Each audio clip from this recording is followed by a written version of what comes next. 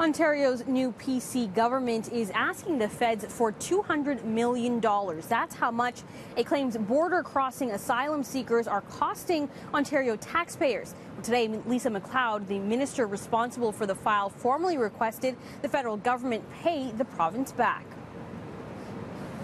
According to the provincial government, illegal border crossers have cost Ontario $90 million in social services and $74 million in housing costs in Toronto alone, an additional $12 million in housing for the city of Ottawa, $20 million in education funding, and $3 million for the Red Cross. That's a total of $199 million. In exchange, Ottawa has only offered the province $11 million in compensation.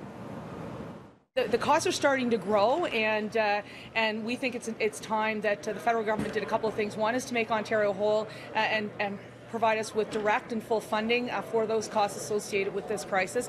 In addition, we wanted to point out to them that the processing time for the claims has allowed people into the country for a longer period, though they may be denied claim, and so they would be on our social assistance rolls possibly for up to 2-3 years. Today, in a technical briefing, senior federal government officials told reporters that the feds will be picking up the tab for hotel rooms for the 540 refugees who are currently being housed in college dorms in the city. However, they will only pay until the end of September, after which they say it's up to the city and its shelter services to help them find appropriate housing. They would not provide an estimate cost for sheltering the refugees. They also would not commit to additional funding for the province or the city.